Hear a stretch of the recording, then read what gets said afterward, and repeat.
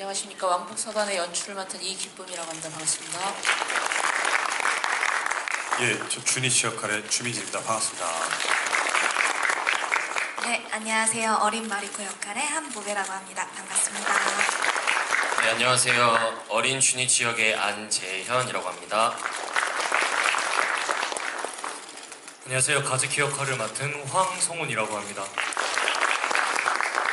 네, 안녕하세요. 야스타카 역을 맡은 임종인입니다. 네, 오늘 진행을 사실 저도 제가 하게 될 줄은 생각도 못했는데 대표님께서 마리코들이 진행을 했으면 좋겠다고 하셔가지고 미숙하지만 예쁘게 봐주시면 감사하겠습니다. 그러면 제가 한 분씩 질문을 드리고 그에 대한 대답을 듣고 저도 저 스스로에게 질문을 하고 저 스스로 대답을 하도록 하겠습니다. 네, 우선 연출님한테 먼저 질문을 드릴게요. 왕복서관은 편지를 통해 과거 이야기를 풀어나가는 독특한 방식의 이야기 전달법을 사용하고 있는데요. 현재 장소와 편지 속 과거 장소를 한 무대 안에 풀어나가실 때 겪으신 어려움과 지금의 무대가 되기까지의 스토리가 궁금합니다. 라고 질문을 해주셨습니다. 네, 답변 부탁드릴게요. 네, 떨려서 좀 죄송합니다.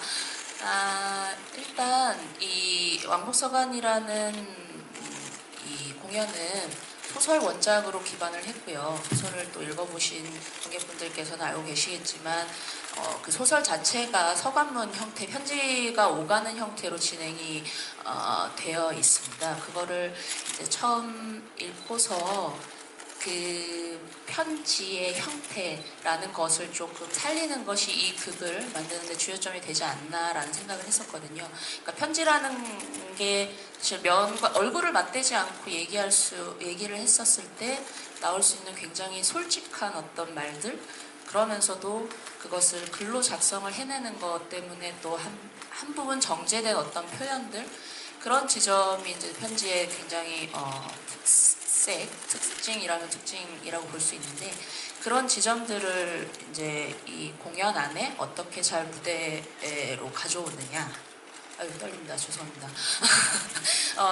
그런 것들을 이제 중점을 두고 진행을 했었고, 그래서 이제 각색가와 작업을 진행하면서 그렇다면 이 완전하게 편지로 이 사람들이 말을 해내는 것을 어떤 식으로 장면을 구성할까 논의를 하던 중에 그 15년 전 사건의 이제 진실, 사실인 부분들은 재연의 장면으로 구성을 좀 하고 이 사건에 대해서 어떤 뭐 거짓이라던가 또는 추측하는 부분들 같은 경우는 이제 편지 글로 표현을 하자라는 이제 규칙을 서로 합의를 했었고요. 그 규칙을 토대로 이제 각색본을 만들었었고, 그것을 가지고서 지금 이제 무대화 시킨 것이고, 뭐 보시면 아시겠지만 이 무대가 어떤 하나의 편지지 같은 느낌이라고 생각을 해봐 주시면 어떨까라는 생각을 했었어요. 그래서 그 편지지 위에 오롯이 서 있는 두 사람, 두 인물, 그것을 조금 보여주는데 시각적으로 중점을 두면 어떨까라고 생각을 했었고, 그래서 1장에서부터 이제 각각 마리코와 주니치가 각각의 공간에서 이제 편지를 써 나가고, 그게 이야기를 진행을 해 나가면서 진실을 뭐 이제 알아가면서 이 대화가 점점 가까워지고, 그리고 그 안에서 기억들의 공간들이 이제 겹쳐지는, 과거의 공간과 현재의 공간이 이렇게 중첩되어지고 번져나가고 그들이 뒤섞이고 하는 어떤 그런 과정을 이제 토대로 무대화를 진행을 해 봤었습니다. 그래서 그 무대화에서 사실 어려웠던 점이라고 한다면 아마 이 규칙, 저희가 생각했었던 이 규칙이 사실은 굉장히 단순하고 반복적으로 진행이 되는 지점 때문에 이야기가 사실 좀 지루하게 느껴질 수 있지 않나 라는 부분을 우려를 많이 했었고, 근데 그 부분에서 이제 선택을 했었어야 됐었던 것 같아요. 그래서 이것을 뭔가 장면을 재현한다거나 어떤 시각적인 효과를 더 많이 주어서 그 단조로움을 탈피를 하는 것을 선택을 할 것이냐, 어떤 이 인물의 말들과 심리에도 집중을 해서 이제 관객분들이 좀 더 이렇게 깊숙하게 따라갈 수 있게끔 진행을 할 것이냐라는 지점에서 이제 선택을 하다 보니 아무래도 좀 이렇게 차분하고 담담한 그런 표현법들이 주가 되지 않았나라고 생각이 되고, 그래서 아마 배우분들이 상당히 계시겠지만 상당히 부담을 많이 느끼셨을 것 같아요. 무대 위에서 이제 오롯이 혼자 버텨내야 하는 시간들이 길고 대사량도 상당히 많고, 그런 부담감을 좀 이겨내 주셔서 감사합니다. 예, 그렇습니다. 네. 네, 다음 질문 드리겠습니다. 연출님. 네. 주니치와 마리코의 집에 각각 붙어있는 주니치의 시계는 11시 25분 정도, 마리코의 시계는 9시 40분 정도로 기억합니다.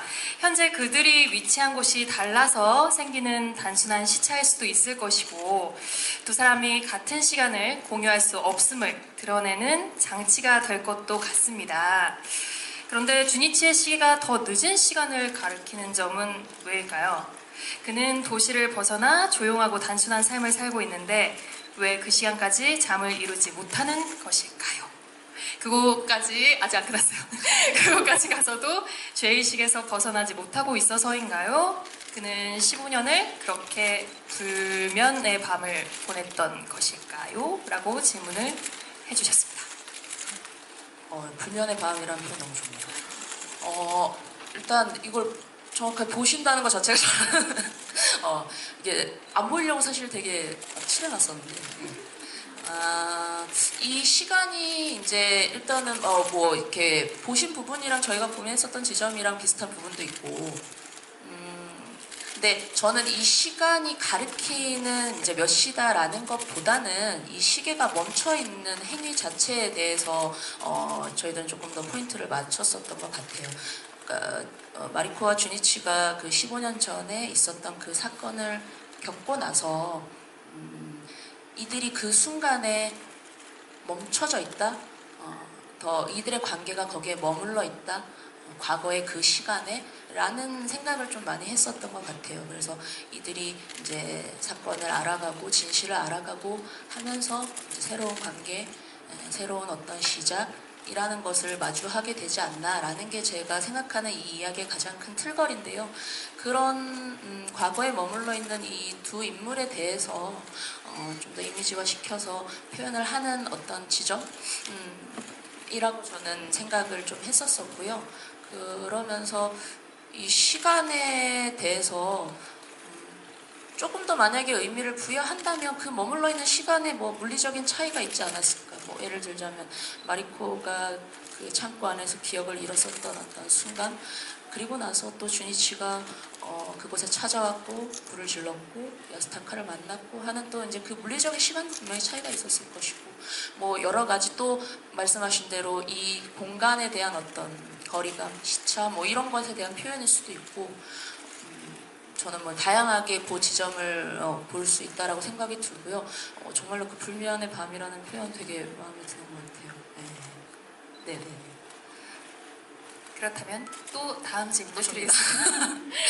자, 세 번째 여기 써 있는 대로 하겠습니다. 예, 알겠습니다. 스크린 양 끝단에 흑백으로 흔들리듯 등장해서 정면 혹은 서로를 바라보는 주니치 마리코의 큰 이미지는 무엇을 연출하고자 하신 건가요? 이 질문 들어올 것 같은데, 그렇죠? 네.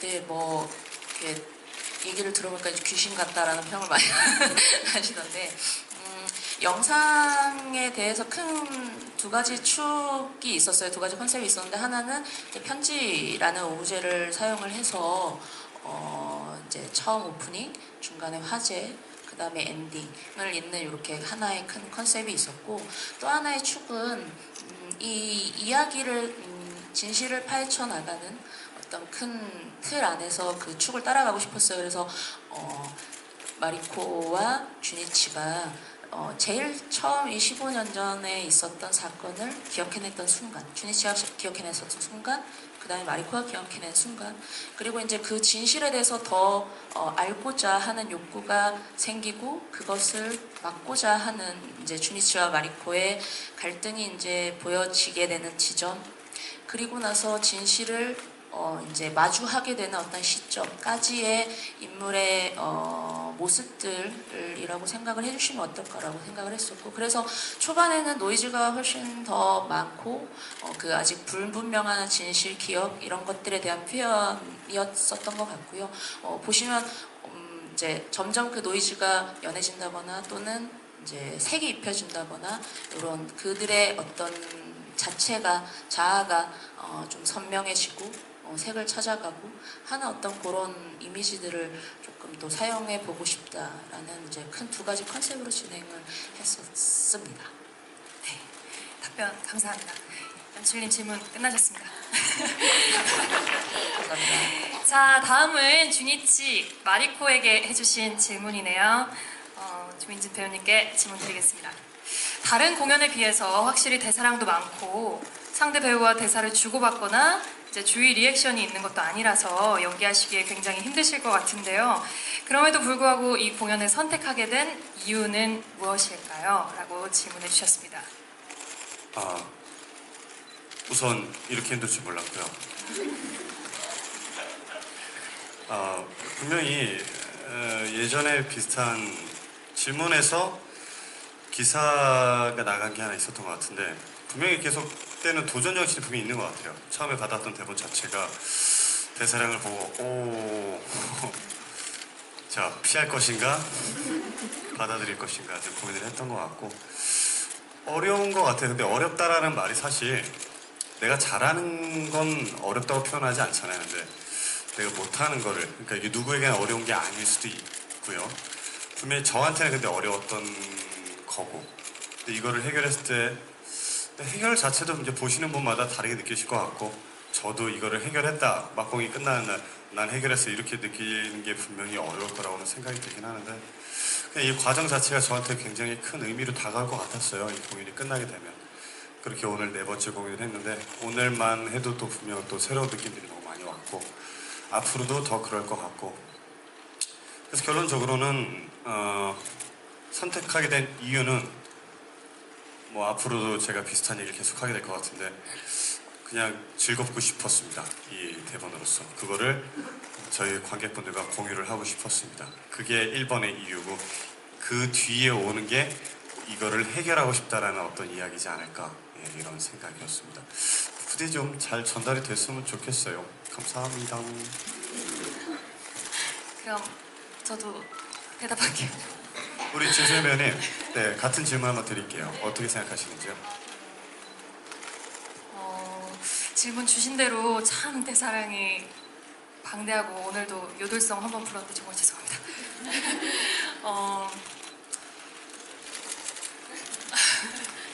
요들레. 대사량이 정말 절대적인 대사량이 방대한 것도 사실이고요. 말씀해주신 것처럼 서간문 형식이다 보니까 이제 긴 호흡의 독백으로 스스로 끌고 나가야 하는 그런 무게가 있는데 그래서 다른 작품에 비해서 어떤 상대 배우, 상대 캐릭터한테 화학적 혹은 물리적인 작용을 받기가 굉장히 힘든 극인 게 사실이에요. 그래서 참 처음 텍스트 받았을 때 무섭다, 두렵다 이런 생각도 분명히 있었고 연출님 붙잡고 저 좀 살려주세요 라고 간절히 말씀드린 적도 있었는데 제 팀에 들어와서 이제 저는 의정 배우님, 의정 언니랑 정말 얘기를 많이 나눴어요. 그래서 같이 마리코를 맡았기 때문에 이 심적 부담감은 언니와 저 서로 제일 잘 알고 있다고 생각해서 같이 얘기했을 때 이 작품을 선택할 수밖에 없었던 이유는 사실 여성 캐릭터가 텍스트 안에서 이렇게 충분한 분량을 확보를 받은 상태에서 본인의 서사를 설명할 수 있는 그리고 관객들에게 설득시킬 수 있는 기회를 얻는다는 건 사실 너무 축복이라는 얘기를 하더라고요. 언니도 그리고 저도. 그래서 그렇게 힘들고 어려운 지점이라고 이제 집어주신 것처럼 오히려 이 작품을 선택하는데 그 힘든 지점이 결국엔 이 작품을 선택한 이유와 맞닿아 있지 않나 라는 생각을 해봅니다.